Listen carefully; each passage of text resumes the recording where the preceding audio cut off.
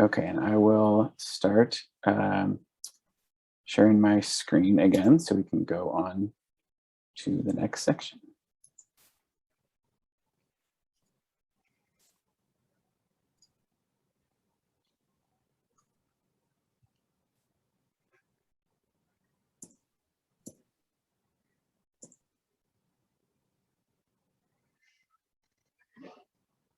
Okay, is that showing up again for everybody? Okay. Yeah. Great. So I think we are now turning it over to Maria. Okay, hi. Good evening, everyone. My name is Maria Grzanka. I'm a Cully resident and also part of the Cully Association of Neighbors.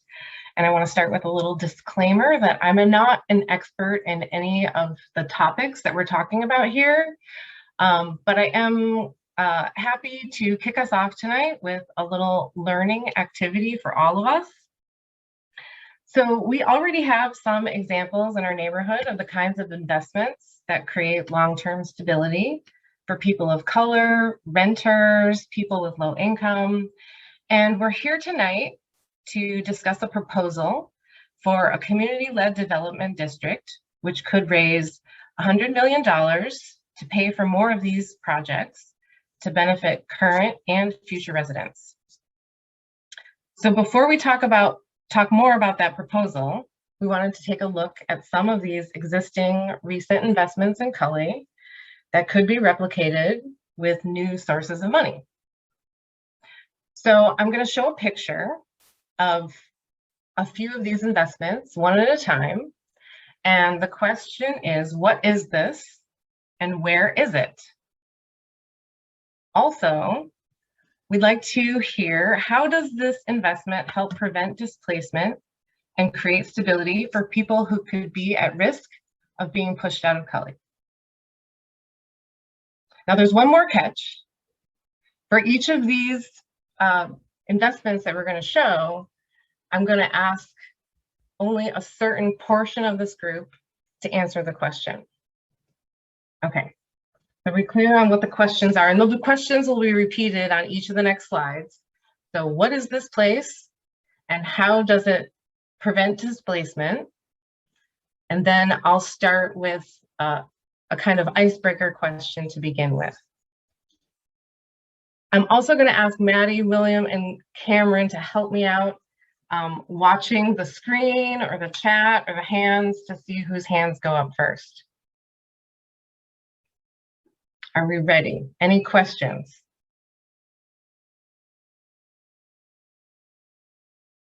Okay, all looks quiet. So I think we can go on to the next slide.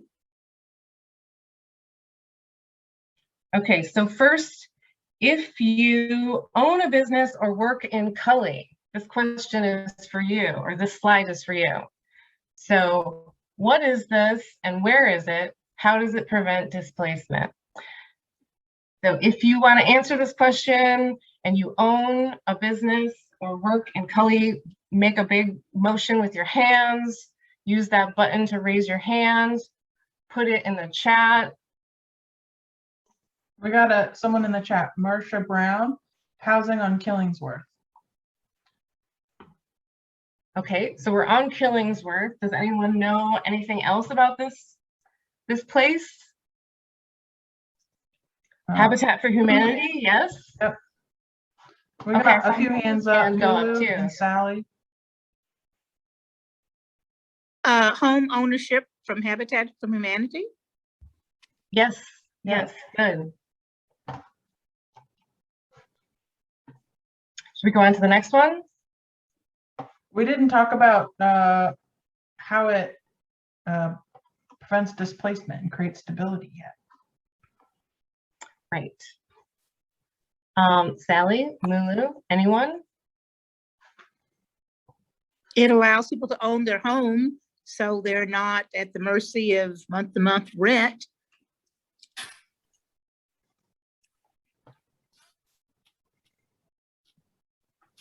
Does anyone know more about how it does that? How Habitat for Humanity does that?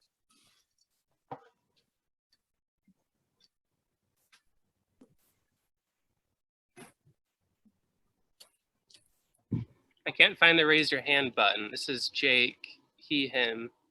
They're permanently affordable. So indefinitely, these families will provide the opportunity when they sell for future families to live in affordable homes. And then families after them will have affordable homes, creating generations of stability and wealth generation for our community. Spot on.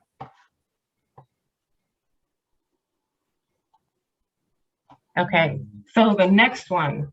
This question goes to people who have children who attend a school in Cully. Marcia, what is this place?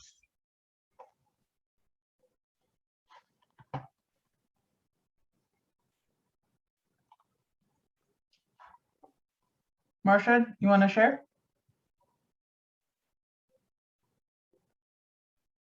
I can't think of the name of it, but it's in Native American apartments off of 47th and Nisika Ilahi.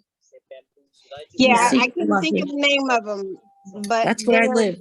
Yeah, they're Nisika Ilahi. low income for Native American majority. Great, thank you. And so how does this place prevent displacement and create stability for people who could be at risk of being pushed out of Cully? Isn't it for low income?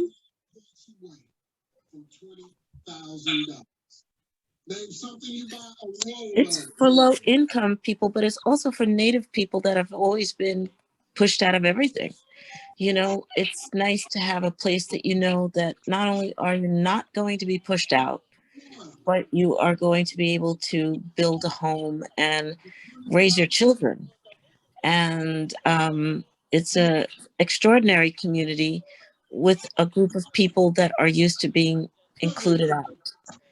So we're doing our best to make it feel as homey as we can for ourselves and get involved in as many things, which is why I'm here in this meeting, because it doesn't have to be a picture anymore. It can be a name and a person that you know. My name is Robbie Kumalo, and I live in Nisika Ilahi. I'm a native New Yorker that is finding a lot of respite and joy in Portland at a time when people say Portland is fallen down and where you live is dangerous. It's joyous for me in this building. And Thanks that's so all much. I have to say. Thank you so much, Robbie and Marcia. And just a reminder, thanks that we can all follow Robbie's great example. And when we do speak, to take just a couple moments to introduce yourself to the group. Glad you're here, Robbie. I'm to be here. sorry. I'm Marcia Brown, and I am a Cully neighbor of 22 years. I live off of 77th and Prescott, and I'm here because I work with Outside In, and we do a lot of stuff in the neighborhood. Sorry for getting your name wrong, Marcia. I'll get it right now. Yes, thank you, Marcia, and I apologize for mispronouncing your name. That's okay. Okay. So, Sal, just quickly, Sally was wondering if Nisiki Alahi is for Native American folk only. I don't know if somebody knows in the room here. No, it's affordable housing unit that is open to the public. Half of the units. Can you all hear me okay? yep. Yeah. Go ahead, Eddie. Half of the units are designated for tribal affiliated members only, and the other half is for the general public. Great, I'm learning a lot already. Thank you, everyone. So we've got the next picture on the screen now, and this question goes to renters or mobile home residents. What is this place and where is it? That is on 42nd and Kensworth. Yes, 42nd and Sumner. Oh, Close. Thanks, Elizabeth. Does anyone know more about this building and how it prevents displacement in Cully.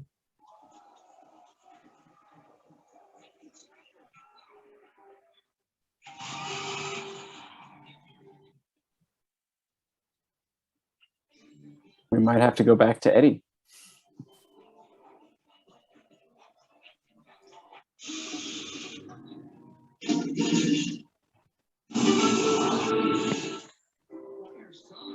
D. Hayes says senior aging in place.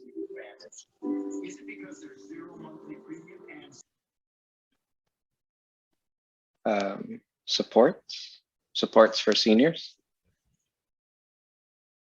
I'm not really sure. Eddie, could you fill us in on this place? Yeah, I could. So this building houses 4 separate small businesses. This building is ran by our 42nd Avenue.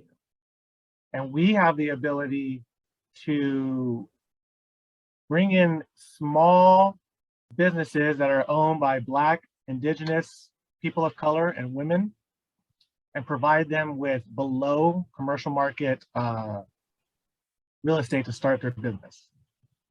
And on top of that, we also offer tons of technical support to get their business going. Can anyone tell me why that would be important for displacement? Because it's nice to be able to live nearby where you work. And then maybe your business could be for where you live.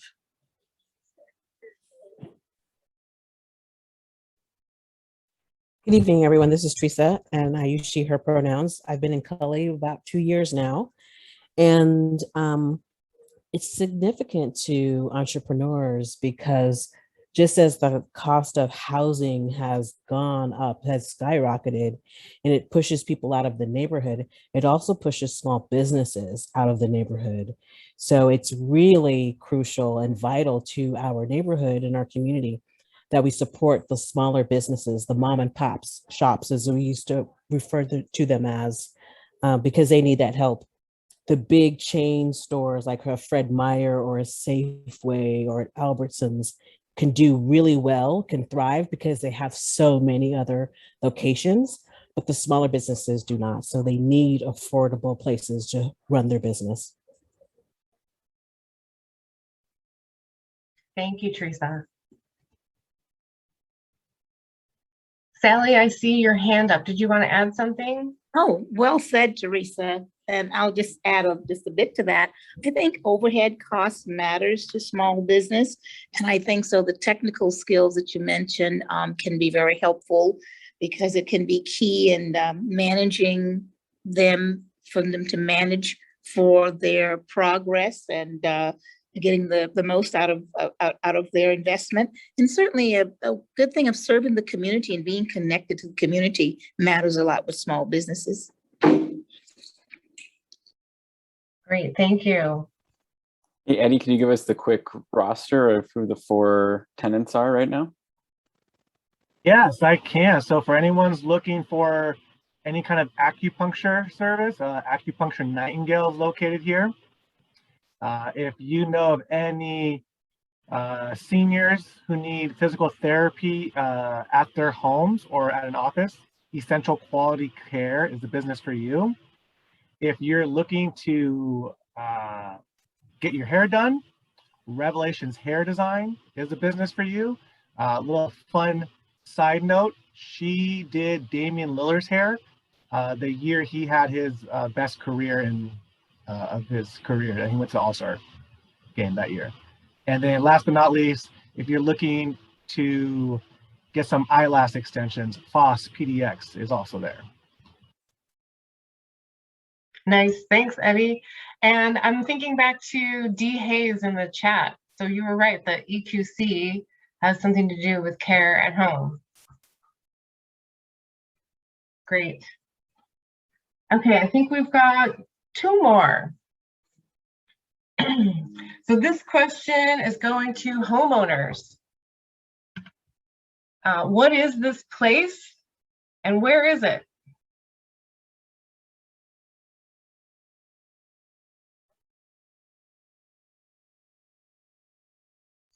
El jardín comunitario de It's a Cully community garden. Yes. Anyone know where it is? It's by the school, the community garden by the school.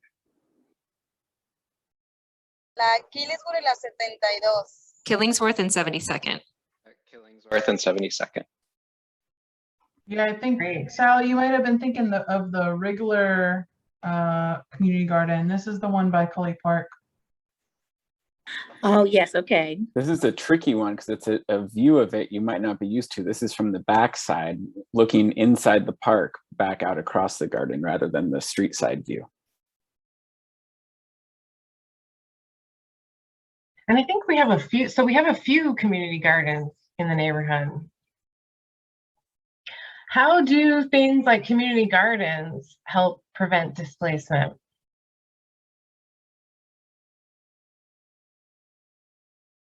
I see T. Wells. Yes, hi everybody. She, her, hers. I think supporting local homegrown produce is always great. You want to keep those folks still in business. And I think the vitality and health is a big part that we don't often cover that keeps people too, you know. So just supporting our local business owners, eating healthy and all of that. Great, thank you. Thanks, Tracy. Hey there. Sally, do you want to add anything? No, Nope. that's exactly what I was going to say. Okay. Eating healthy, staying well.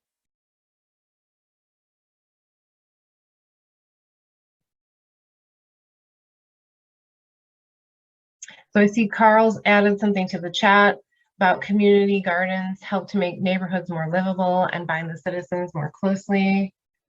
I know for me personally, I've been the beneficiary of things from that were grown in the community garden. So happy to see people sharing. It can reduce someone's household expenses pretty significantly too if they can grow a lot of their own food. And that really helps someone have stability in the neighborhood. Great. Or just like Mulu said. Sorry, Mulu. Okay, so we've got one more. And this question goes to people who regularly ride TriMet in Cully. What is this and where is it?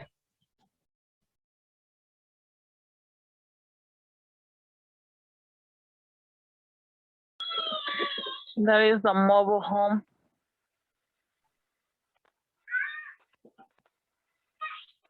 Okay, so we've got a mobile home.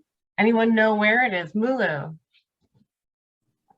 Mulu trabaja here. Por la Killiswood y la Killingsworth and 40th. Killingsworth and 44th, I think. Killingsworth. It's on Killingsworth. Right, so this is the Oak Leaf Mobile Home Park on Killingsworth and 45th. And how do places like mobile home parks help prevent displacement? Anyone?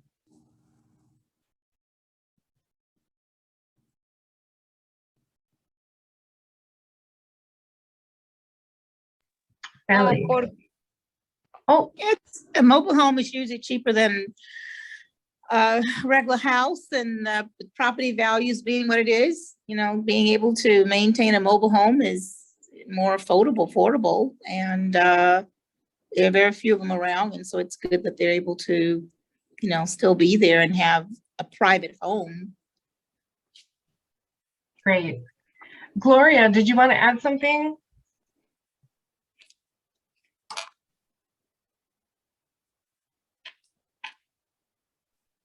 No, era lo mismo en la No, I was going to say the same thing, that it's affordable housing for families.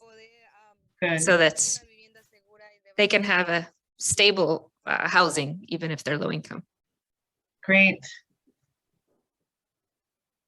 We got a couple comments in the chat from Teresa. We have, and we need land to place the mobile home that is also affordable. And Angelique is wondering, is this a a nonprofit mobile home park?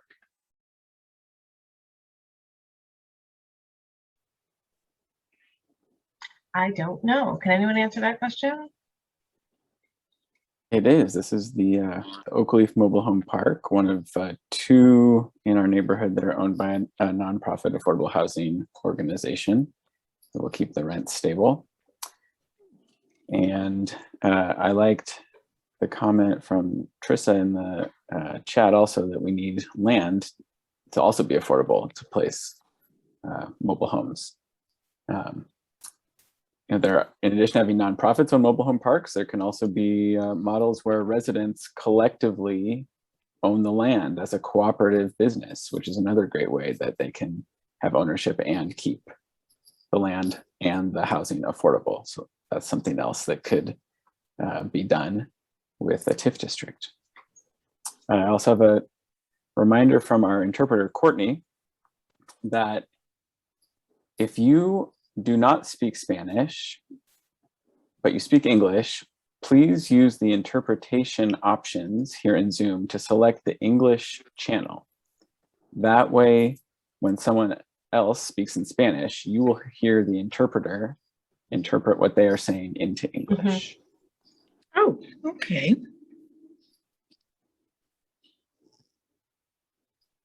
Chris Brown is wondering how many of the original residents of Oak Grove still live there, if we have that answer. I don't know if we do. I don't know.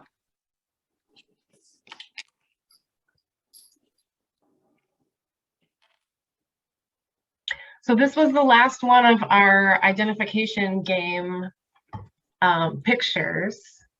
So I want to thank you all for participating in that, and I hope we all learned something new about any one of those places that we talked about. So I'm going to turn it back over to Maddie to move on with a project overview. Thanks. So for folks who don't already know who I am, my name is Maddie. I use they, them pronouns. I am a community engagement coordinator for this Cully TIF exploration, and I'm excited to be here with y'all tonight. We're gonna do some review from many folks, but also maybe it's new information for others. We're just gonna do a quick short overview of the TIF, what TIF is, and this project, just to make sure we're all we all have similar knowledge. We're going to start by watching a couple of videos. They're the same video. First, it'll be in English, and then it'll be in Spanish. And then I'll talk a little bit about TIF. So let's get to that first video. Okay, here we go. Let's see if this works. A TIF district is like a bank account for a neighborhood, with money coming from property taxes. In Portland, TIF district bank accounts have been used for projects that have made certain neighborhoods expensive to live in. But TIF money can be used differently. In Cully, we believe that a TIF district can be used to create long-term stability for residents who are most at risk of displacement. It can pay for affordable housing, places to run a business, good jobs, and other priorities that you help decide. We want to see a community-led TIF district in Cully, and we want you to participate. For more information, go to cullycommunityled.org. I am Shonda, and I believe in community decision-making for our Cully neighborhood. Cool. Now we're going to watch that same video in Spanish.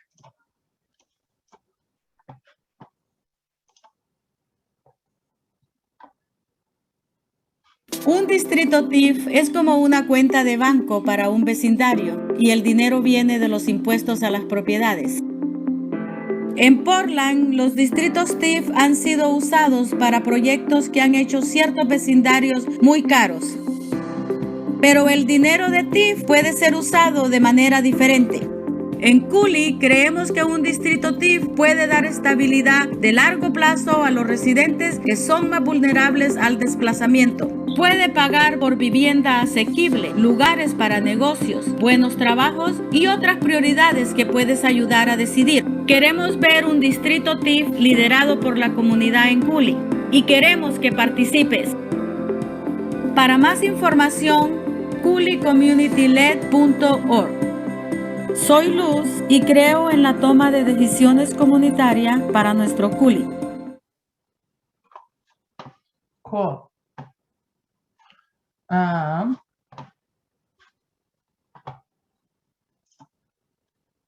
gonna switch back to the slides.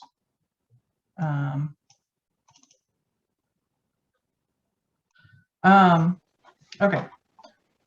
So,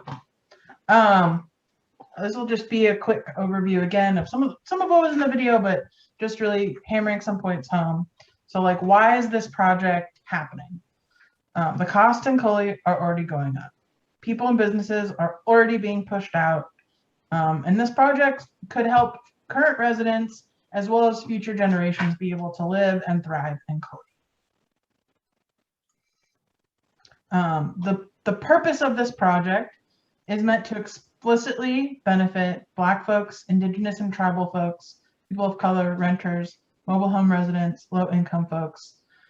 It's a community-led effort meant to prevent gentrification and the displacement of the most vulnerable community members and secure opportunities across generations.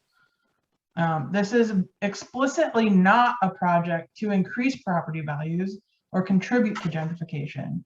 It's also not to pay for basic infrastructure that the city should already be paying for. So what is TIF? TIF stands for tax increment financing. It works kind of like a bank account for the neighborhood. It would exist for around 20 years, and every year a small percentage of the property taxes that are already being paid, so it's not a tax increase, are set aside into this fund. And they can only be used in Cully.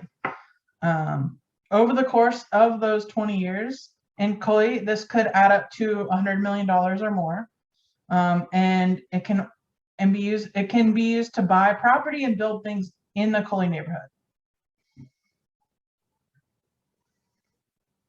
The timing of the money it starts off slow. So the first few years, there's not a lot of money available, but it builds as time goes on.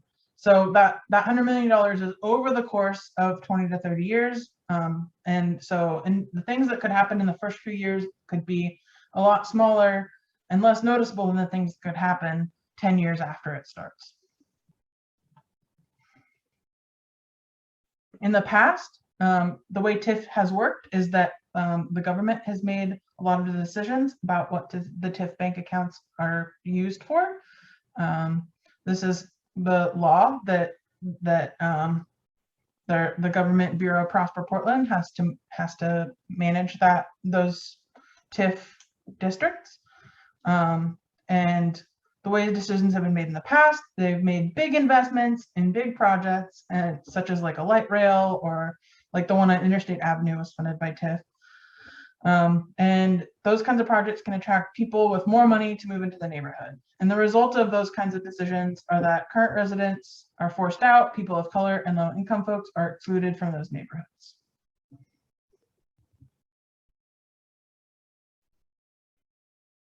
With this project, we're proposing something different than that. So with a community-led TIF district in Cully, the investments would be made only to benefit existing residents and promote stability for folks who are vulnerable to displacement, make sure that people of color and low-income folks will be able to live and thrive in Cully, instead of using it how it used to be used.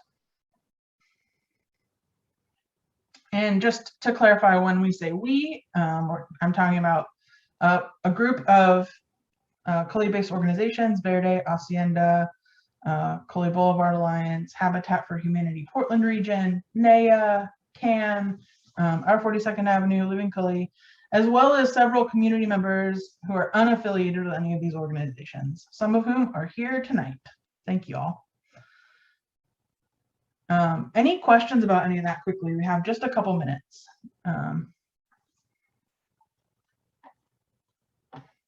You can either raise your hand or put it in the chat. My chat is glitched out. I can see y'all now, but I can't actually. I see that Sally has a question. Yes, I saw you named off several organizations that are involved, and those are wonderful organizations. I didn't hear you name any organizations that that I recognize that tend to represent the African American community. Are there any such organizations now involved?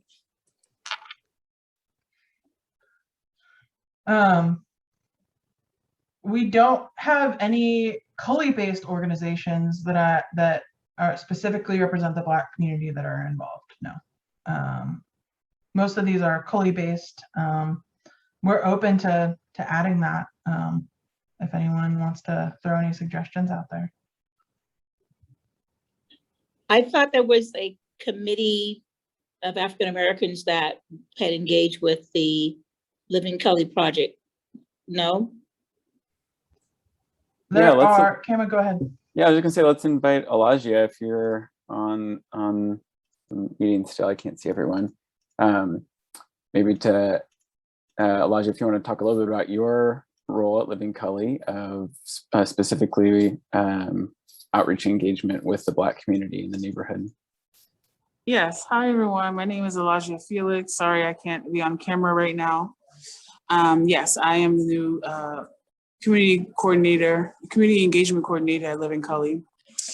Yeah, so I specifically am working with the Black community, and to answer your question, there are no Black-based organizations that operate out of Cully, but as time goes on, we hope to engage more with Black orgs to work with us.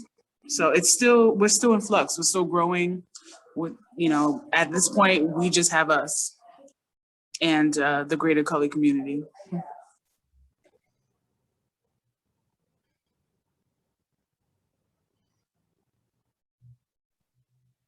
Carl B is wondering, what are the legal hurdles to go through in order to establish a tax increment financing district?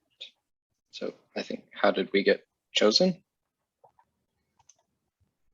It'd be a great transition to Eddie's section talking about the timeline of this project and what we have to do to get it officially adopted.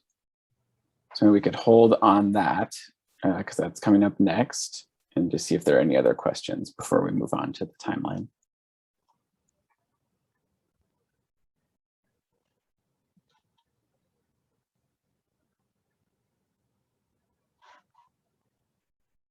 Sally, did you have another question, or is your hand just still up from the previous one? Either way is fine. Oh, pardon me, I'll put my hands down. Okay.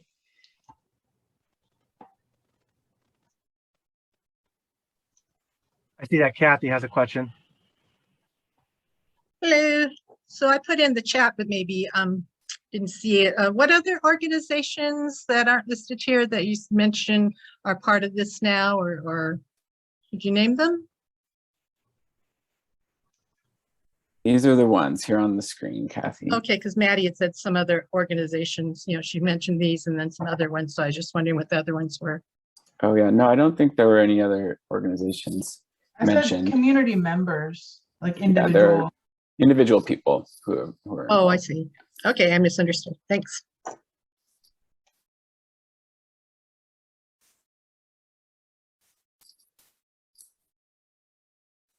Okay, let's Eddie, let's hand it off to you to tell us some more about where we've been and where we're going with this project. Yeah, so good evening, everyone. My name is Eddie Martinez. I'm the district manager for our 42nd Avenue. I use he, him pronouns, and I identify as Mexican American. So timeline of what we've done, where we are, and where we're going with this. The first round of workshops and surveys and focus groups all happened in February of this year. We received more than 500 surveys, and we did about 20 focus groups. Now, these focus groups were very targeted to our Black community members, Indigenous community members, people of color, business owners, commercial property owners, renters, homeless population, and even we had a small section of youth. And so from that, we moved to our second round of community engagement, and this happened in June and July. We hosted 3 different meetings, and these meetings were open to the public. They were about governance, investments, and the boundaries. So from all of the workshops, surveys, and meetings that we conducted, we created what we consider our first draft of this official TIF district plan. And what we're doing here tonight is we're gonna report out that draft to you and get more feedback from all of you. So what we're gonna go over tonight is pretty much the first draft that came from all of these community engagement workshops and surveys that we've done. Our final review of this TIF district plan will go to the community first, and we will get the final feedback from all of you. Now, keep in mind, this is still several months away. We'll be creating a couple of updates during these next several months. We'll be scheduling more community engagements starting in October. And so someone asked about the legal ramifications. The legal process is that we want to present this to the City of Portland's Council sometime in 2022. The TIF process, the TIF district, if approved, will not go into effect until 2023. Like was stated earlier, it will take some time even after 2023 to see some projects happening. It takes several years for the tax increment finance to really build up and to really see the projects coming into our community. Any questions in regards to specifically the timeline of what we've done and where we are? I would like to say something. Yes. Right now, with all these meetings that we're having, I live here on the corner of 42nd and Killingsworth. And through all these meetings, I've been noticed that there's a lot of things happening around my area that I didn't know that we have. Like, for example, that one that you just said about the new the small businesses. I think it would be nice that there's more, like, for example, you guys give us more information about it.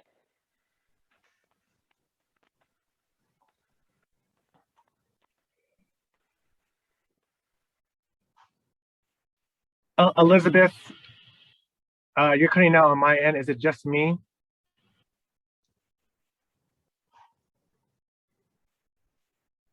No, I hear you well. You made a point about not knowing about small businesses, and it would be nice to do what? I didn't catch the last part. Oh, it would be nice to, like, have some type of poster or something saying that there's stores around here. There's about the 7th Avenue or something. Okay, I see. Like more signage to let community members know of what's really on 42nd Avenue, business-wise. Yeah. Okay. Chris, I saw your hand up earlier. Do you want to jump in? Sure. I was told that there was going to, in the plan, there's going to stipulate what percentage of money is going to go to housing and what percentage was going to go to infrastructure. Sometime in the future, is that going to be put in the plan sometime in the future? Before Yeah, we, so any idea when that might be? That's a big portion of the plan itself, and that will be stated very clearly. And I think that's what we're moving towards when it comes to the several organizations and community members that are at the table working through that. So I don't have a timeline. Again, when this is all done, we're not done with these community engagement processes. We're going to keep coming back to the community during every step we can, and at the finish line. At the finish line, we'll be able to see all those details, and this will be a public document, and so it will live in the city of Portland, and everyone has access to it. Okay, and that'll be put in before it goes to the city.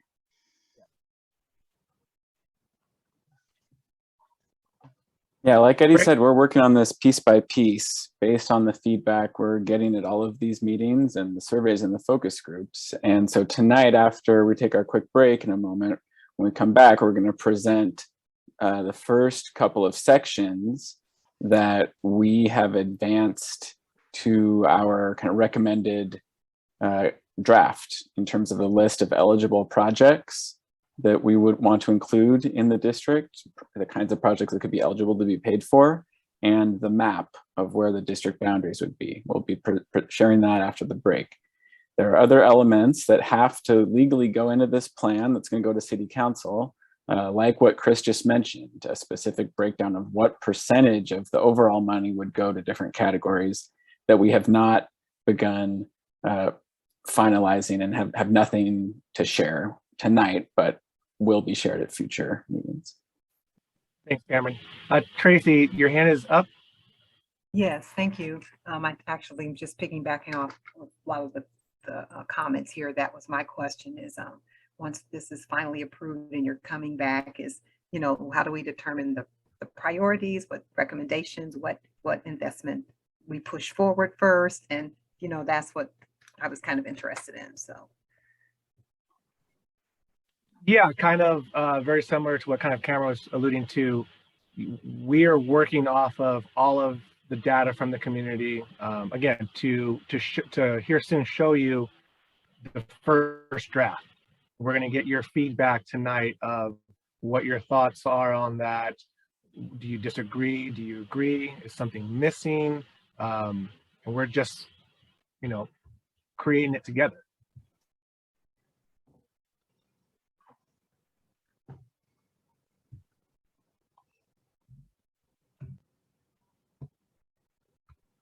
All right, thanks, Eddie. Let's take a 3-minute break since we're running a few minutes behind here. We will get going with the next section of the agenda where we're going to start sharing those sections of the plan that we have already reached some consensus on to get feedback. And so that'll be starting at 6:40 in 3 minutes. So everyone take a quick break and we'll get going at 6:40. All right, welcome back, everyone. As you saw, Maddie's having some technical difficulties. We're gonna fight through it and just keep going. I see, Clarence, you have your hand up.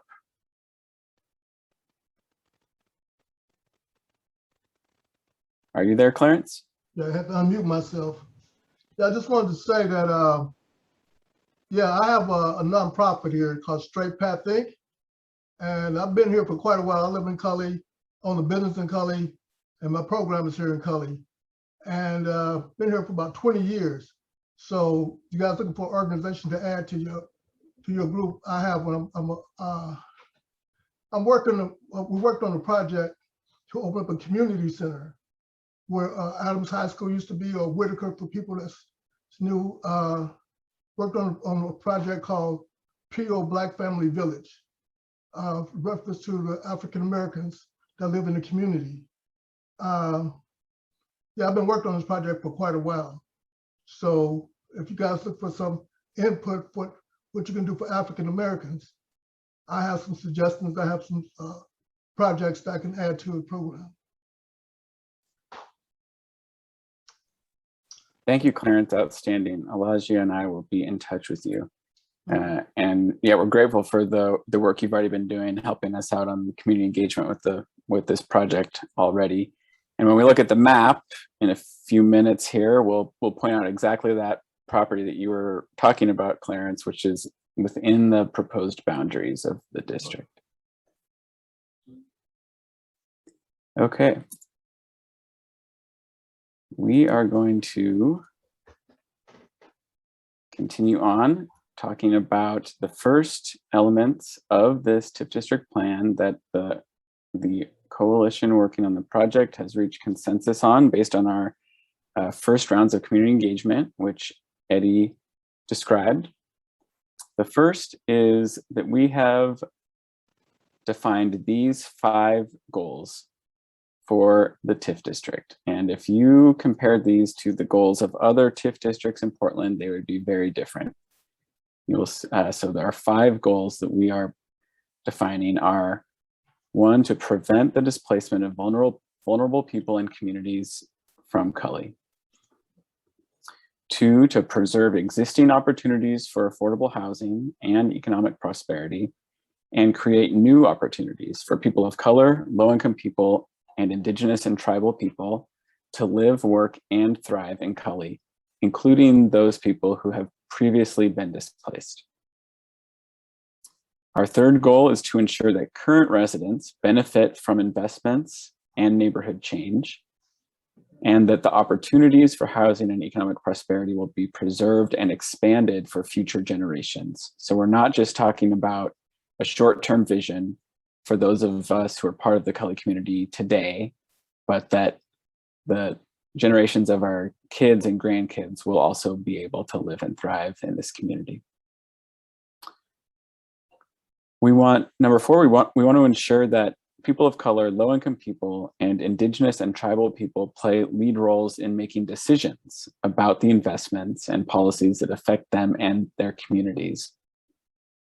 And we're not just wanting to create a plan once, but that throughout the life of this plan, the full 20 years, community members will be making the decisions about those investments. And 5th, that we think that what we are doing here is developing and inspiring a new model for how TIF districts can happen in Portland and beyond. So those are the goals that we have established for the TIF district plan.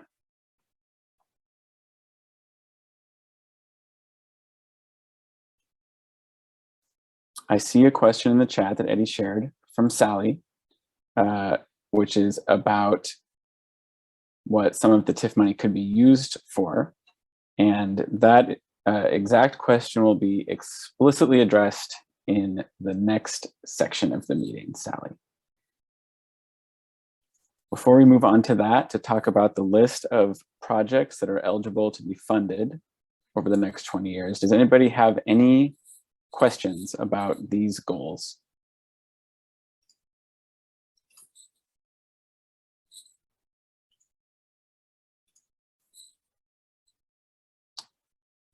All right, in that case, we are going to move on.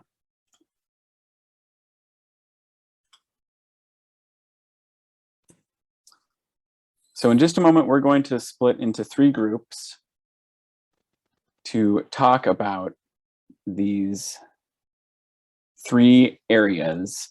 We've defined 3 areas that the TIF money could be spent on over the next 20 years.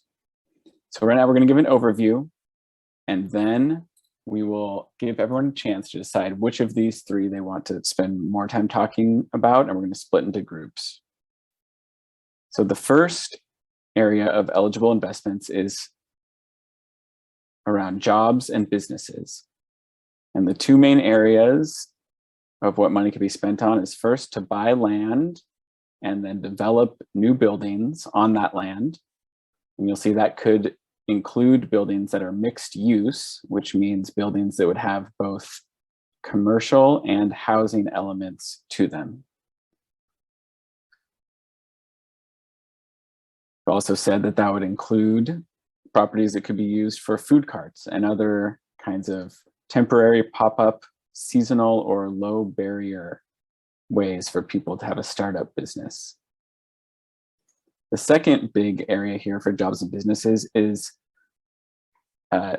not just building new things, but renovating and upgrading existing buildings. to support businesses and create jobs. And this could be for existing businesses or to help someone who's starting up a new business and needs help with the tenant improvements to run their business. We've also said that we would like it to be possible to use money from this TIF district to provide loans and grants to businesses in the industrial area of the Cully neighborhood to ensure that they are creating good jobs for Cully residents.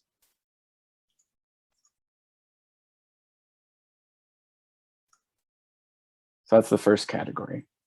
The discussion that's going to focus on this category is going to be in Spanish language only discussion without interpretation. And so this is also the list here in Spanish that group will have access to talk about jobs and businesses. The second category is housing. This group will be a bilingual meeting. We'll stay here in this main room and Courtney will be interpreting for this conversation. And so we have defined that the housing money could be used to purchase land and build affordable housing on that land. As we already said, that housing could be combined with a commercial building on the same property. And then it can be used to preserve existing homes. I think this is what Sally was asking about. Yes, it could be used to maintain current residential affordable housing. That end, when we say affordable housing, we want this to be at a wide range of affordability for folks who cannot afford market rents. And it could be rental housing, it could be home ownership, like we looked at with Habitat for Humanity, or a community land trust model that keeps those homes affordable for subsequent buyers as well. It could be manufactured housing, like we looked at with the Oakleaf Mobile Home Park, or it could be small backyard homes, otherwise known as ADUs or accessory dwelling units, where an existing homeowner in our neighborhood could build a smaller home on their property to have rental income or for an extended family to live on their property. So in addition to building new homes, we would like these funds to be eligible to be used to repair existing homes. That would include for homeowners and manufactured homeowners.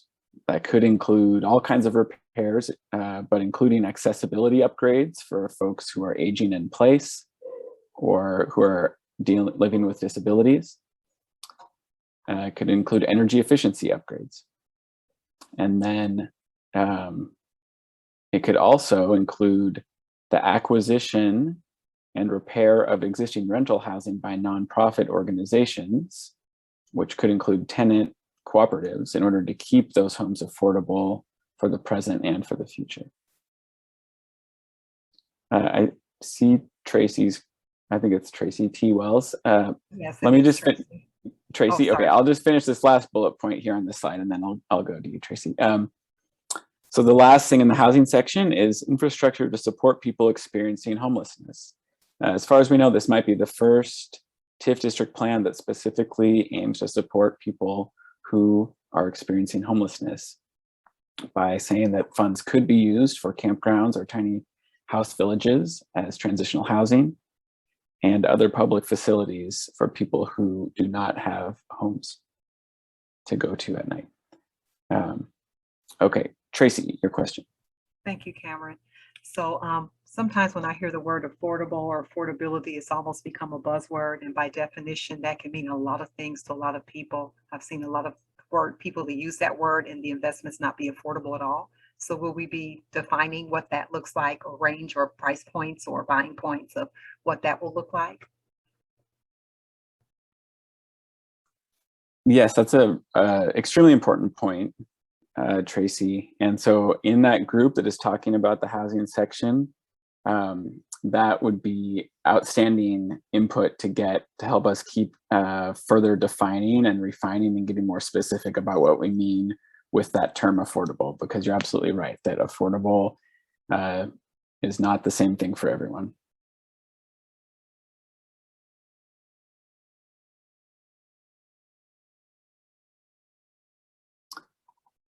Tracy, do you have a follow-up or no, we're good? Okay. Sorry about that. No problem. And the last section is other projects. Not very well titled, but that's what we've got. So we've heard loud and clear that folks are excited for this TIF district to potentially fund a community center. We've heard the need for more community gardens, athletic facilities, especially basketball courts, public basketball courts, indoor and outdoor soccer fields and other athletic facilities.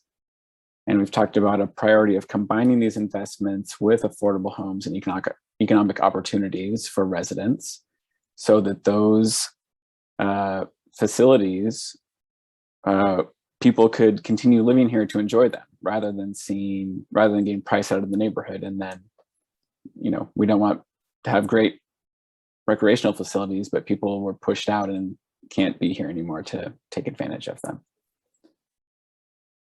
Second area of other projects is arts and culture, that we envision being able to use some of this money to incorporate art and cultural elements into the other investments that are being made. So into the housing, into the commercial buildings, into the community center. And that those arts and cultural elements should not only represent, but actually be developed by individuals and communities who are vulnerable to displacement.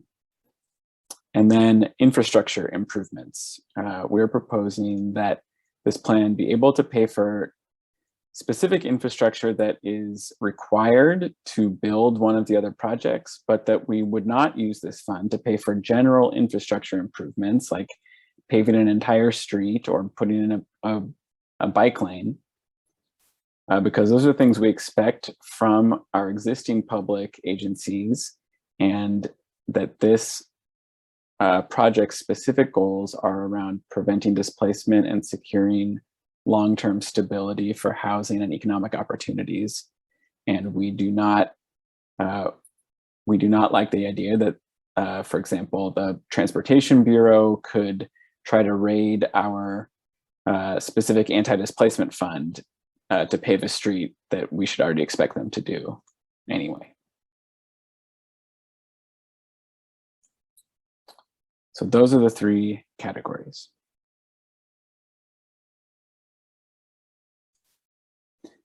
So we're now going to break into three groups, and we're going to have 15 minutes in each group to talk about these projects and share ideas for more detail, to share ideas for if there's anything missing from these lists or anything that you don't think should be there that should be taken out.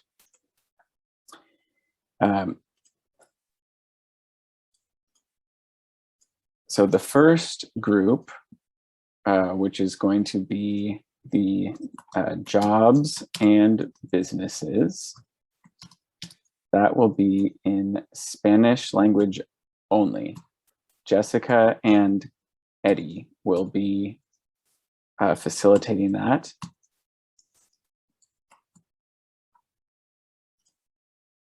The second group is actually going to stay here in the main room to talk about housing, and that will be bilingual. Courtney will be interpreting for that one. So if you'd like to talk about housing and you speak either Spanish or English or both, do not pick a breakout room, stay here.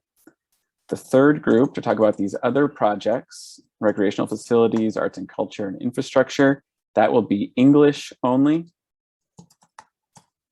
And that, so if you want to do that and you speak English, go to that group. I'm going to press this button here, which will give everyone the chance to select which of those three they want to go to. Again, it's jobs and businesses in Spanish. Or you can select to go to the other projects in English, or you can select neither of those and stay here to talk about housing, and that will be bilingual with interpretation.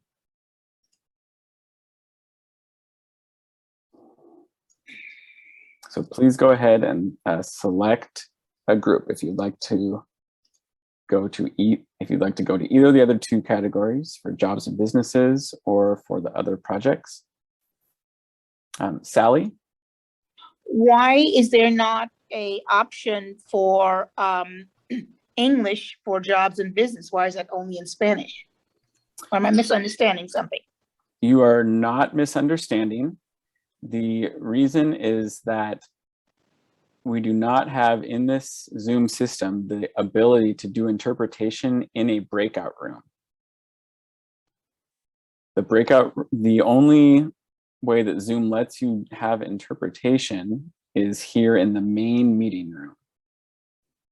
And so in order to discuss all three of these topics tonight, we had to have two of the groups in a single language setting.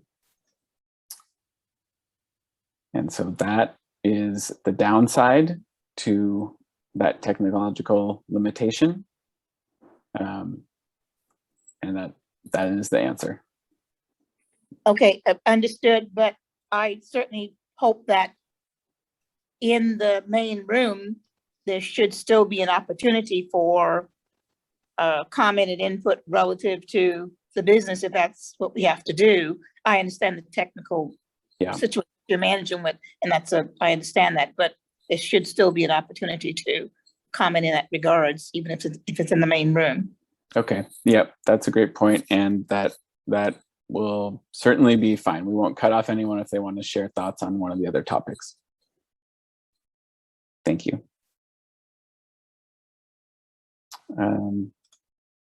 Tracy?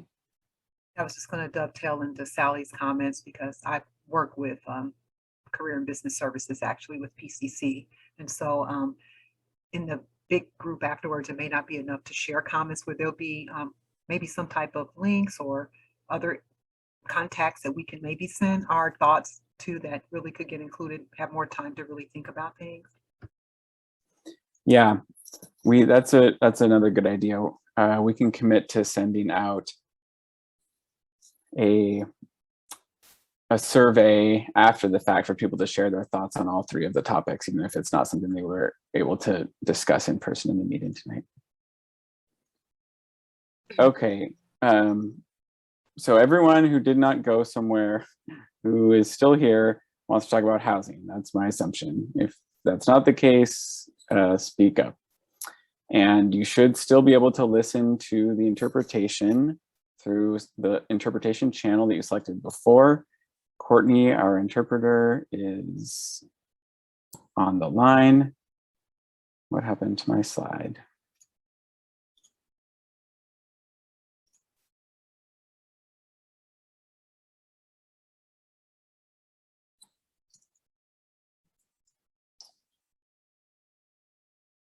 Okay, well, this is the chance to talk about housing. So,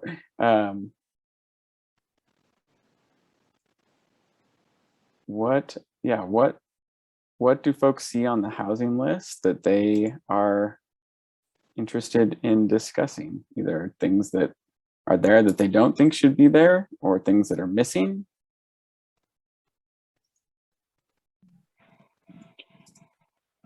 See the list again? Yeah, I am trying to regain it here. Thank you. I'm curious if space is already picked out for building homes for the houseless, if there's land already selected. No, there is not.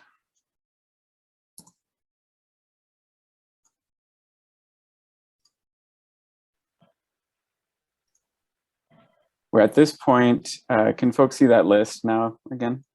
Okay.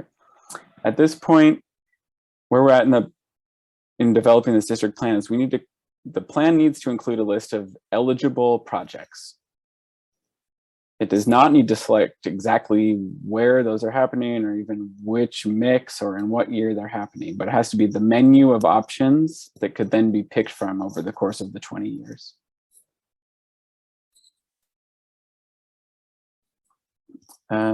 let's see. See a hand raised from Dan and Nancy.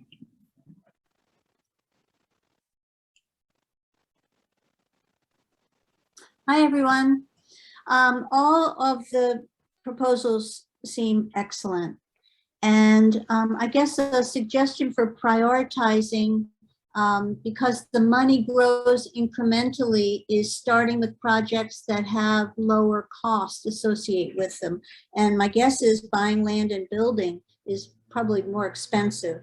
So, and also just figuring out what the greatest needs are. Certainly homelessness is an issue, but what does Cully need?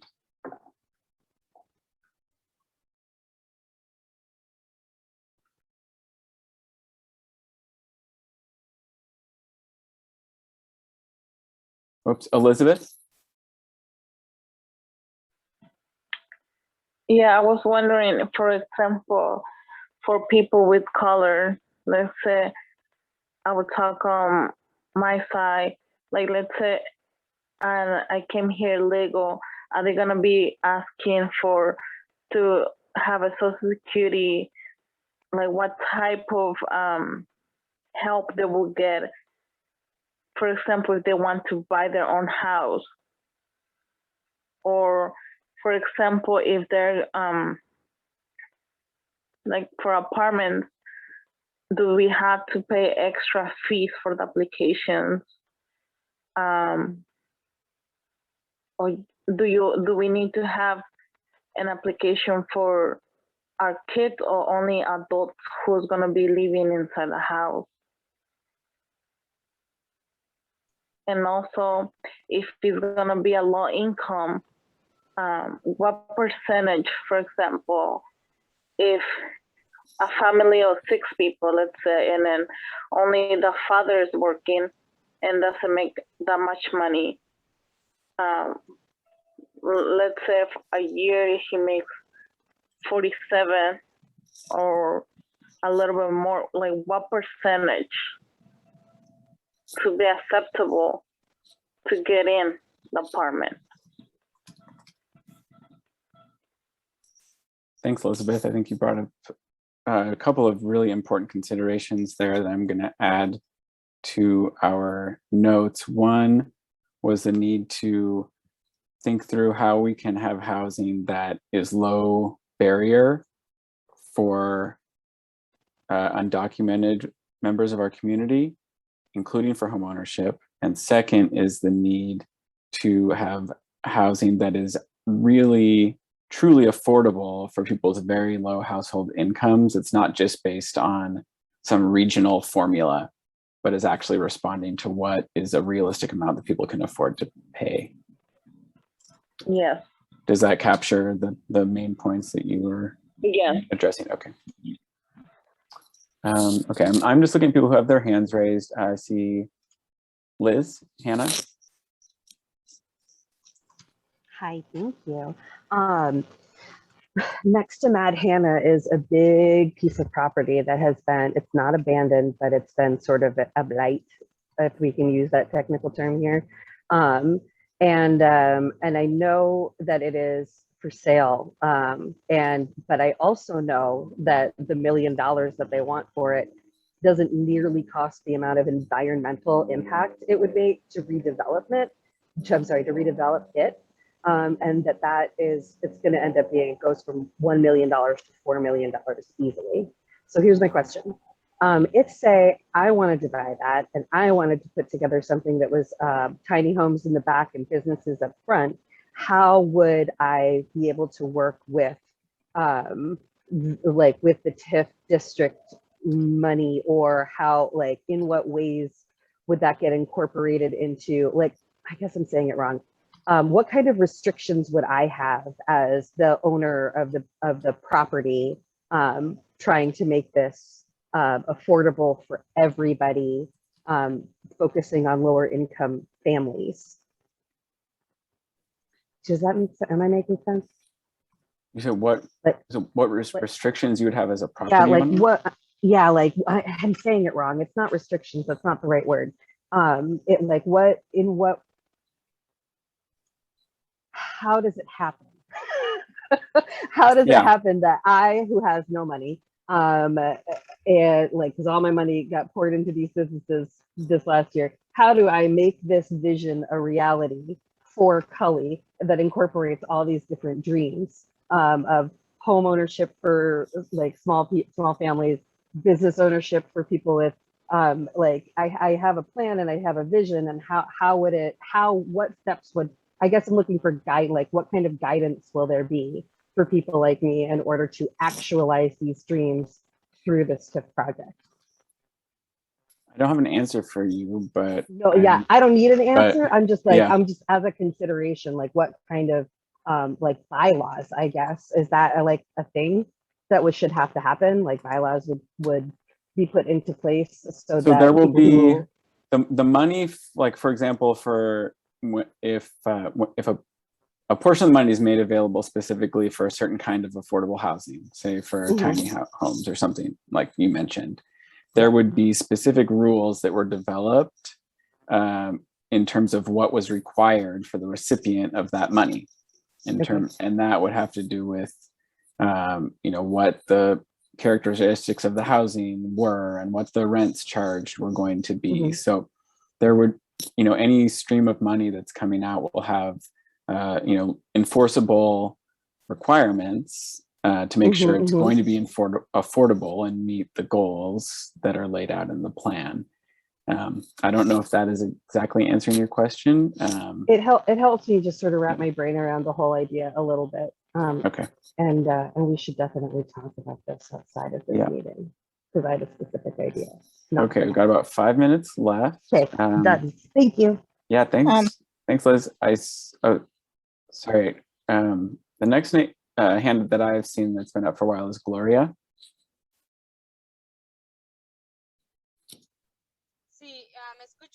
Yes, can you hear me? Sorry, I'm driving. I'm hands-free.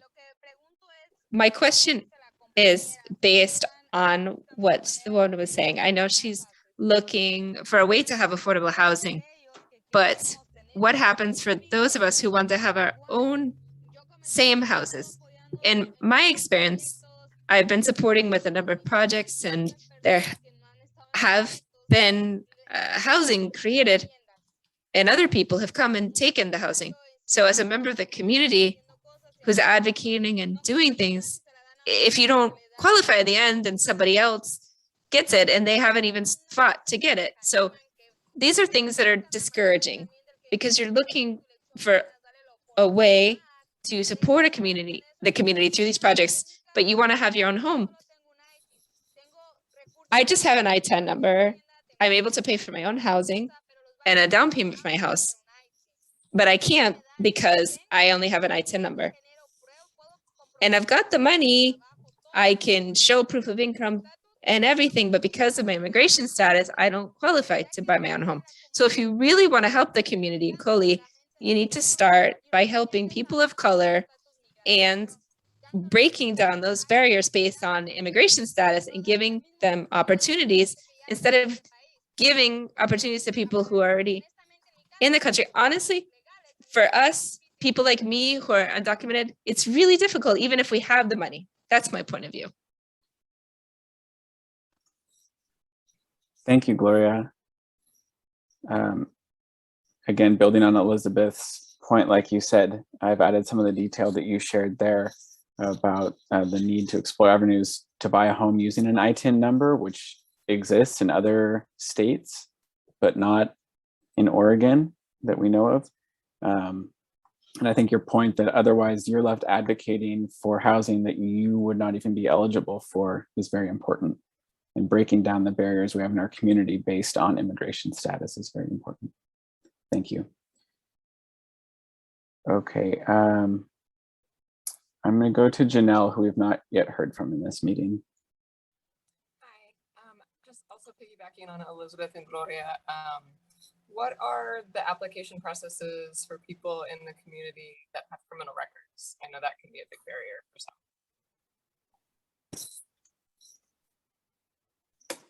So again, with all of these things, I don't have answers to them. All I can do is say that these are important priorities that we will find ways to incorporate into the TIF district plan that's being developed. And so what I'm hearing is that we need to ensure that the housing that's developed through a TIF district would have low barrier of entry for people with criminal records. Is that capturing your point?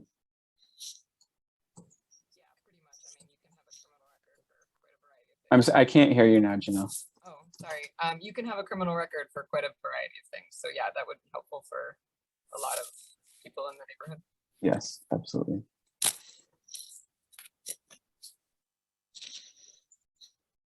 Okay, we need to close the group so we have time to look at the map all together before this meeting ends. And I know Sally and Tracy and Leticia still have their hands raised. And I'm sorry that we don't have time to take all the comments, but we will commit to sending out a written opportunity for people to get feedback on all 3 areas next week. Okay.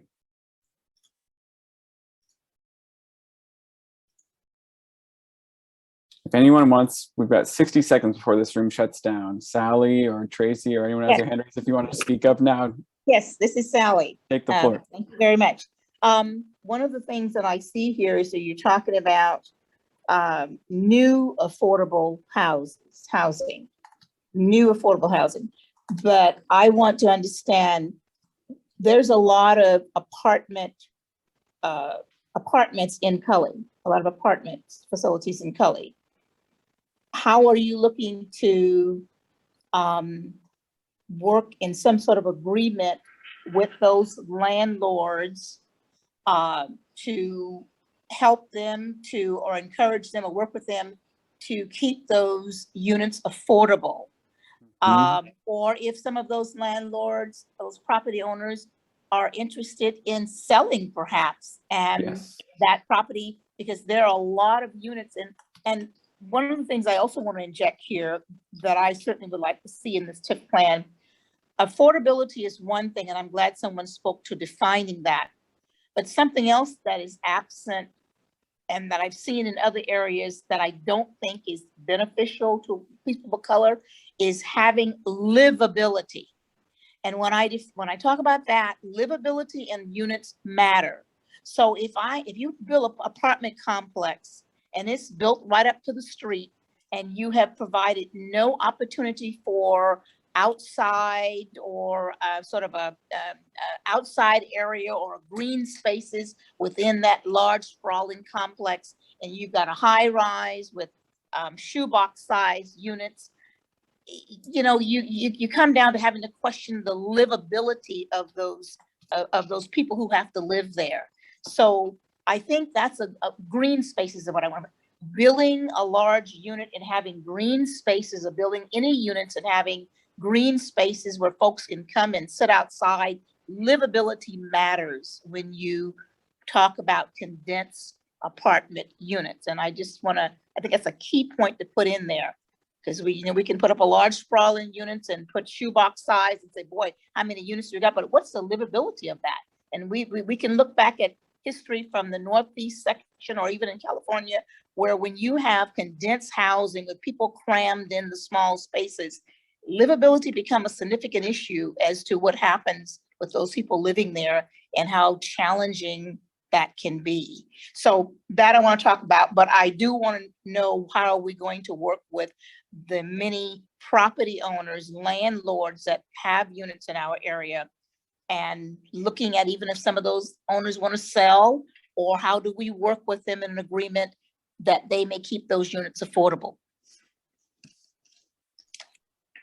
Thank you, Sally, on all 3 of your important points. One about livability of the homes, the quality of the homes, the environment of the homes. It's not just about having 4 walls around you. It's about having a beautiful place to call home.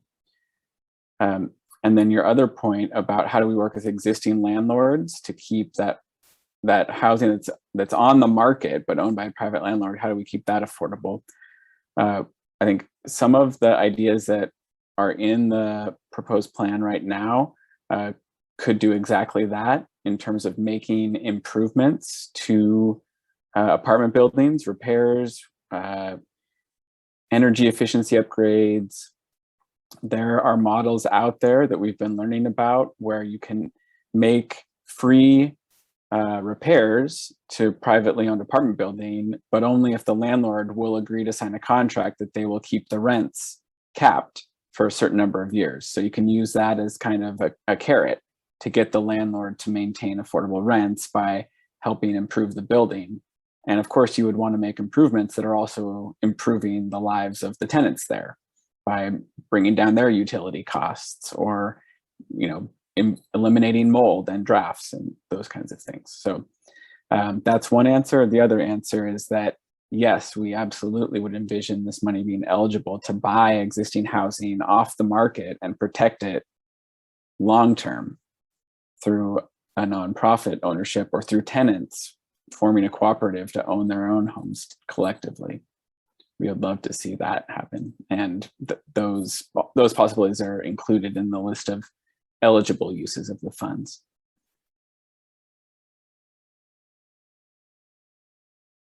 Okay, thanks everyone. I see folks are back in the main room. You caught the tail end of really good discussion on housing, which was too short, of course.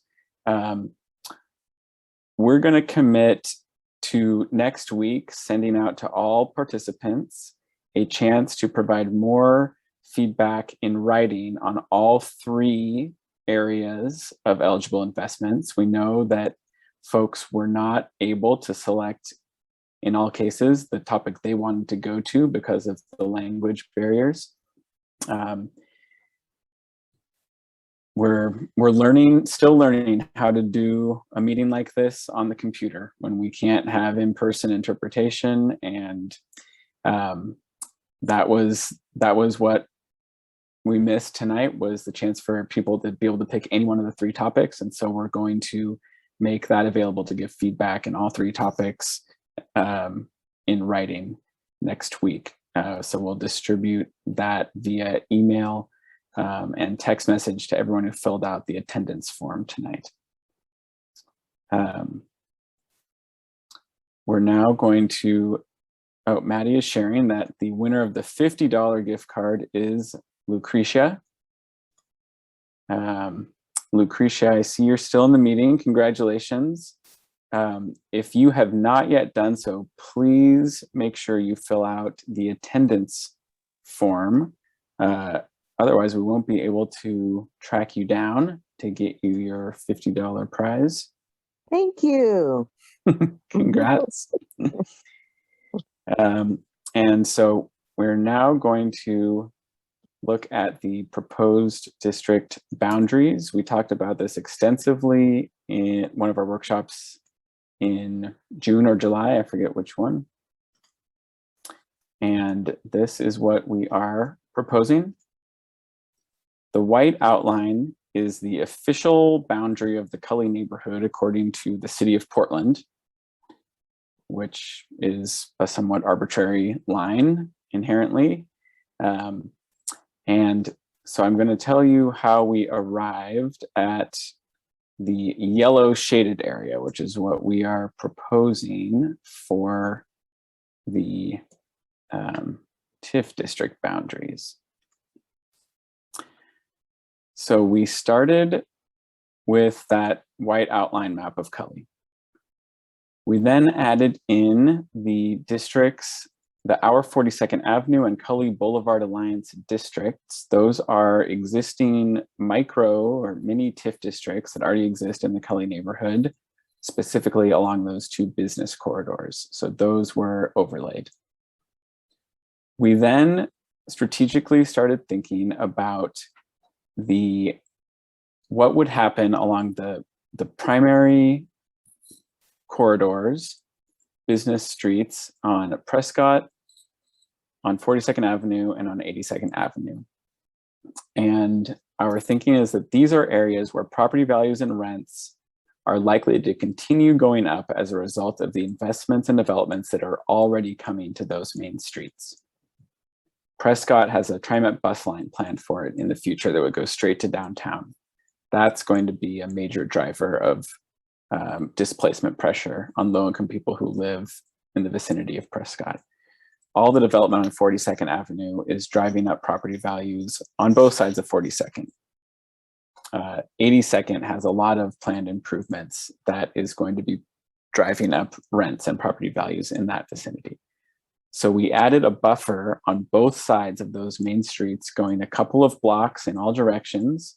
Even you'll see going outside of what is officially Cully, but is still areas that are part of our greater community, in order to be able to make investments there to protect low-income people who live in those areas, whose rents may be going up, and also to be able to spend TIF money in those areas to build new affordable homes and business opportunities in really excellent locations. We're talking about places that are within blocks of the elementary schools, grocery stores, parks, and businesses. So we thought, both in terms of protecting existing residents and great places to create opportunities for housing and businesses in the future, that was why we extended beyond the official boundary of Cully in some of those areas.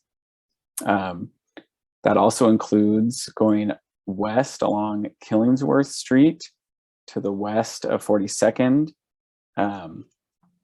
out to, I think about 34th. That is because that is land that is zoned for mixed use development, which would be a really great place to be able to add mixed use developments that have housing, combine housing and commercial in the same property, in a place that has great transit service right along Killingsworth, that is right next to Fernhill Park, that is right around the corner from the new De La Salle High School and the PCC Workforce Center. So we wanted to take advantage of the opportunities to invest in businesses and affordable housing in that stretch there along Killingsworth.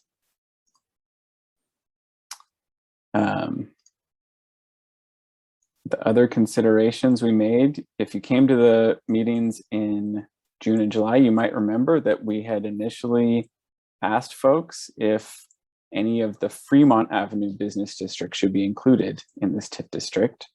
And we thought that the clear consensus of participants was that no, it should not be included. They did not feel like that was part of the Cully community in any way.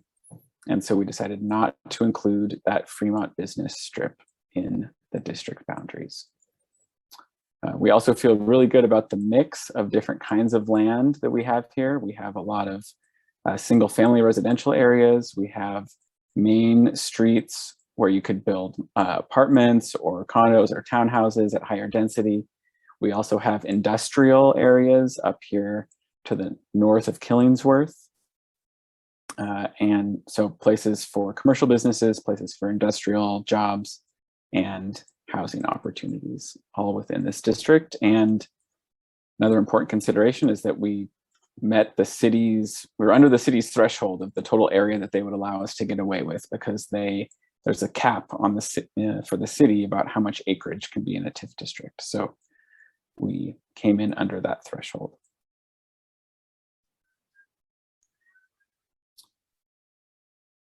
So this is what we are proposing. The yellow area would be what we're calling the Cully Community-Led Development District. And like Maddie talked about earlier, property owners within that district, a portion of the property taxes that they are already paying will get set aside into the TIF bank account. And that bank account could only be spent to do projects within this same area. So that's why where you draw the line is pretty important, because you can't build something across the street with this money. It has to only be used within this shaded area.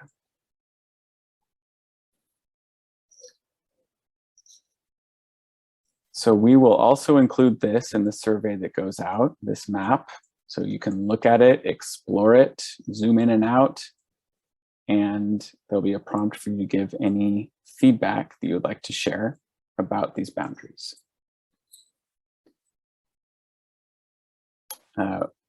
With that, it is now 7:30, which is the time that we'd scheduled for this meeting to end. I can stay in the meeting for another 15 minutes if anyone would like to stay later and share comments and thoughts now. But at 7:45, I will have to move on to bedtime for my toddler. But I'll stay on the line for another 15 minutes, and anyone who wants to join me and talk about this map or anything else, you're welcome to stay. But for folks who want to sign off, thank you so much for being here tonight. We really appreciate it, and we will be following up with everyone next week with more opportunities to weigh in. Cameron, is this map live somewhere that people can go to? Did you say? It is. I will give everyone the link to it. If you want to save it right now, we'll also give you the link when we send the follow-up email next week. But I'll put it in the chat box if people are eager to have it right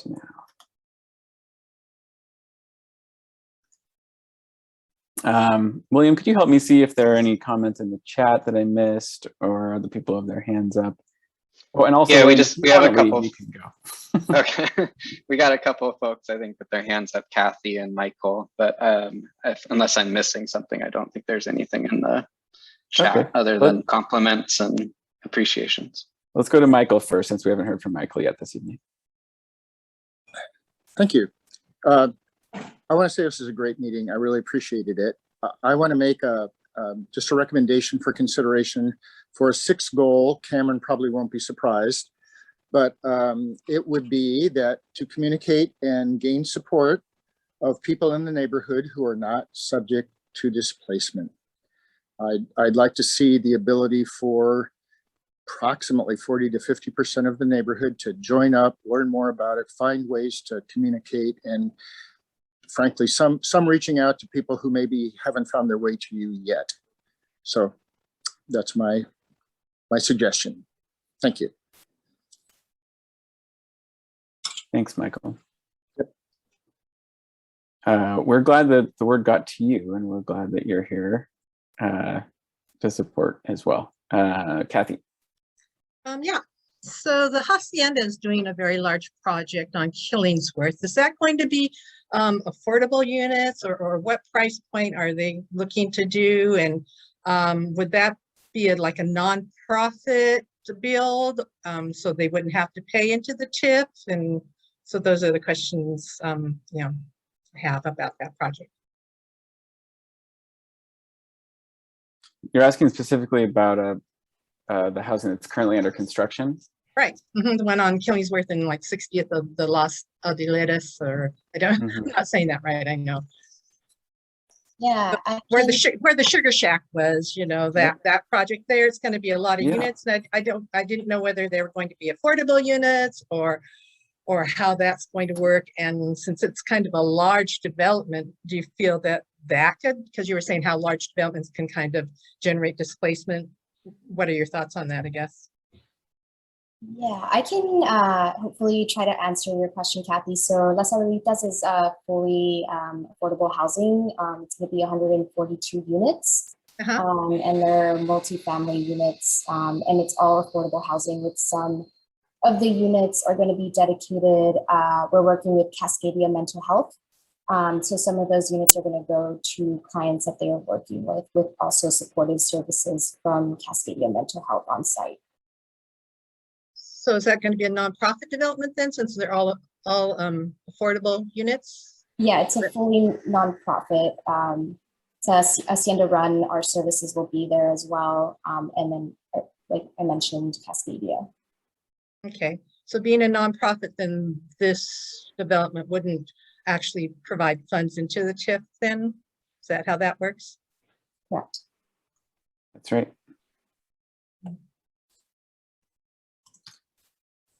So in terms of being such a large development, then regarding that and displacement, how do you, balance that, I guess? Just because it's being all affordable or just?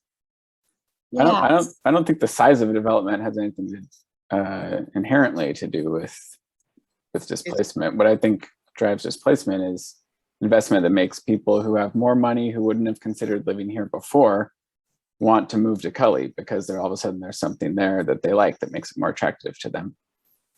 So my own personal analysis is that an affordable housing building does not do that, and in fact has the effect of specifically providing stability for, in this case, 142 households who might otherwise not be able to stay in the community. So I don't see it as contributing to displacement. I see it as doing the exact opposite.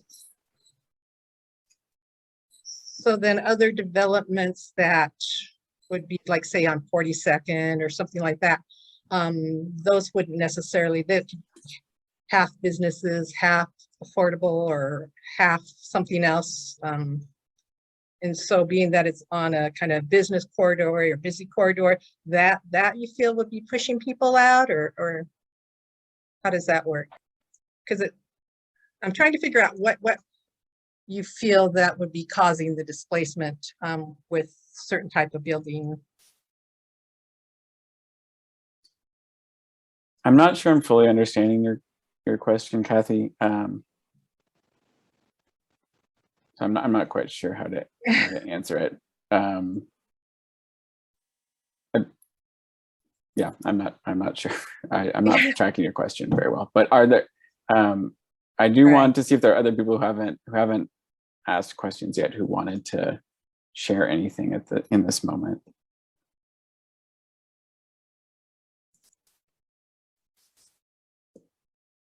I see Sally's hand, and also Sally has shared a few things. So I will come back to you if no one else has something we haven't heard from yet. So I'm just I can't see everyone while I'm sharing my screen, so I'm just scrolling through. I'm trusting other people to help me identify if someone else is waiting. Oh, there's one, Angelique. Yeah, I guess I was looking at the new outline, and the only area that felt like a tweener to me is the area extending west of 42nd, and that feels like a tweener. Like it also feels a little more tied to the Alberta area. Mm-hmm. But it is great that it does have a lot of that sort of commercial opportunity, because that's something that there isn't a lot of on Cully Boulevard or Prescott. So I'm curious to see how that will play out. Yeah. I mean, I think we made the decision that we weren't going to let what the city's official neighborhood boundaries are be the ultimate decider, and that we're going to bring in some other factors around where good opportunities to make the kinds of community development investments, and where are the places that we think people could be vulnerable to getting priced out. And so that, it's one of those areas where, it's undoubtedly a subjective decision to bump the map out like that, but and I'm not knocking it or saying it's the wrong decision, but I totally get why I wasn't able to go to the earlier, but I totally understand why the Fremont wasn't included. Yeah. Even though it is a part of the boundary. And this one, I'm just interesting to, I'm curious to see how, when you dig deeper into it, how it could feel more a part of the area or support the greater goal. Yeah. I mean, I do want to point out, I think Clarence is still here, at least was a moment ago when I was, there's Clarence. Clarence, that property you brought up earlier, the Whitaker, former Adams school site. Do you want to take a moment to tell folks about it who might not know about it? Because we, based on your important input in the earlier rounds, we made sure to adjust the boundary to include that property. And I think there are probably other folks here who don't know the full history and story there. Okay, hear me? Yep, thank you. Okay. Yeah, I was saying that when they that property they built a high school there, that was actually like a second Jefferson High School, because Jefferson High School student body was majority of African Americans, and they wanted to what they did, so they built Adams High School and moved half of Jefferson's student body over there. So African Americans have a strong connection to that property, and so I was trying to do something to build something in the community that African Americans could relate to with that property, because African Americans like the largest minority group in Cully, and want to do something that can represent them, so they can feel like they have something, be a part of this community. Because like I've been here for like 20 years, and all the nonprofits that's part of this project that's working, nobody has really contacted me and asked me to be part of it. I've been having a nonprofit here for like I said, for 20 years, Straight Path Inc. And what I've been doing was helping with employment for low-income people and people with criminal history. So I've done a few job fairs at PCC over here. But anyway, yeah, so I want to build some facilities, not just a community center, but a library, performing arts facility, and yeah, a school. I was talking to the people at Helensview. You can look at my project. It's at straightpathing.org, and it's called the PO Black Family Village. You could Google that too, PO Black Family Village, and you can see the whole layout, what I have there. But just want to do something that, because a lot of property got sold on 42nd Avenue used to belong to African Americans. So it's like a lot of different reasons we've been displaced, not just because of housing, but businesses also. So I thought we'd come up with a project that we can feel a part of the community. So if you guys have any questions, I can answer questions, so I better probably ramble it. You guys got any questions about it? Anybody? This is Sally. Yes, I have a question. Sure. Is there a website or somewhere that I can log on to? I'm not familiar with your project. I'm very excited to hear what you're doing. I've lived in the neighborhood for 25, 26 years. My students went over to that school, and I'm very well tied to the community, and I've been very interested in what would happen with that property. I know there's been a lot of competition in the market to get it, and so I was delighted to hear that that's being included in the in this TIF project. I had not known that, so that's quite exciting to me, and I'm very interested to hear what you're doing and would like to connect with you. Is there a website? Yeah, my website is Straight Path Inc.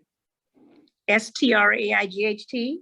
STRADGHTPATHINC.org. Clarence, straightpathing.org. Could you put that in the chat? Yeah. Thank you. We beat you to it, Clarence. We got it in there already. Okay. Yeah, and the project, I'm calling it PO Black Family Village in honor of George Floyd. So that's kind of gave me the idea to give the name of the project. But yeah, it's something I've been working on for years. I live right across the street from the property on 42nd. We own the hair salon, Mireille's Hair Salon. Just a building right on the corner, right across the street from the track.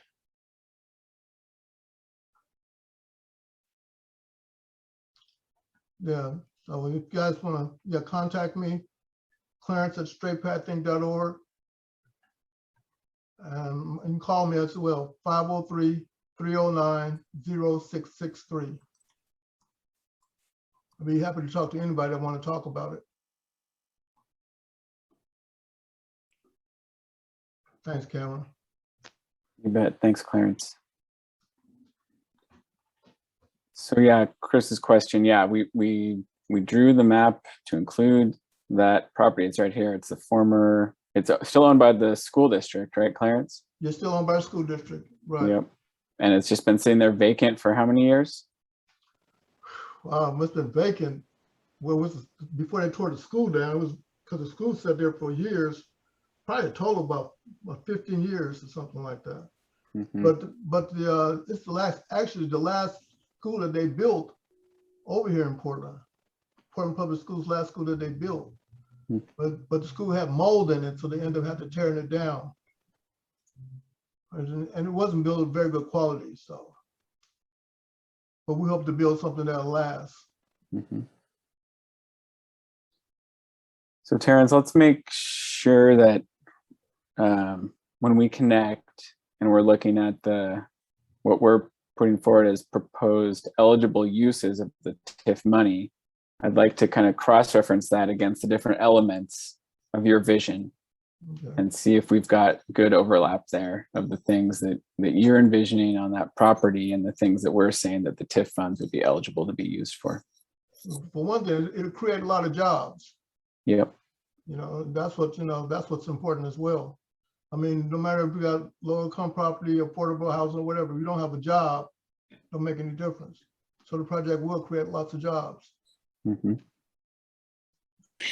This is Sally. One of the things, and we talk about jobs, and particularly with the even with the industrial area, I certainly will be looking to see if the TIF district take note of what was done in the Albina neighborhood relative to the jobs that was supposed to be. I take it back. What was done with the convention center relative to the Albina neighborhood, that whereas an area was defined and a percentage of those jobs were earmarked for people who lived in the Albina neighborhood. At that time, the focus was to get opportunities for African Americans to get a percentage of those jobs. Now, what happened was the gentrification came in, African Americans got pushed out, so the residents who wound up being available to get those jobs very quickly wasn't African Americans. But I think in terms of the TIF district, when we look at what's going to happen with the job opportunities in the industrial area or some of these others, I certainly hope that we will look at some language in there to ensure that residents of the Cully neighborhood are earmarked for a percentage of those jobs, and we're already doing something to make sure the housing and the affordability is there so the residents will remain stable. Great idea, Sally. We have a section that we're going to include in the district plan that is going to be, I don't know what the exact title of it is going to be, but basically the concept is principles that we want to be carried out through every project that gets implemented. And I think that could be a great place to put that as one of the core principles, that every project that gets paid for could come with those requirements around local hiring. The other kinds of overarching principles we're talking about are including arts and culture elements that reflect the diversity of the community, around environmental stewardship and energy efficiency of what gets built. So those kinds of things that we want to see infused in every project. And I think that local hiring is a really important one for us to add into that section. We need to do some more investigation on what was that legal mechanism that allowed that to happen in the Albina district that you talked about, and make sure that we're learning from how that was implemented. Yeah, when those jobs were advertised, the jobs at the convention center, when they advertised those jobs, a lot of those jobs, which were living wage jobs, had to come with a tag that these jobs were for residents of the Albina neighborhood. So when you applied on those jobs, you had to show proof that you were a resident of and the job tags will specify that in the announcement. So it was a way in which the idea was to direct those jobs to African Americans in that neighborhood, and the boundary was shown. Like I said, very quickly, African American got pushed out. So the people who were getting the jobs became very few African Americans because they were being shoved out of the neighborhood. But yeah, that has been done. It was done with the convention center. And I would like to see something like that done with any investment in what we're doing, so that those jobs that are being created, those businesses that are getting this investment, okay, who's working in those businesses, and those businesses are hiring not just only residents, but I want to see something that monitors what percentage of resident. When I look at what's happening on Alberta Street, and I know this is not in our district, I go, okay, where are the African-American employees in these businesses? So I want them to be with some commitment for diversity and be able to show that, not just, use a buzzword and it's not really proof that they're doing it. Thanks, Sally. That reporting and transparency on outcomes is extremely important. All right, I need to end the meeting. Thank you everyone for being here, for those who stayed late, for those who spoke up and shared their questions.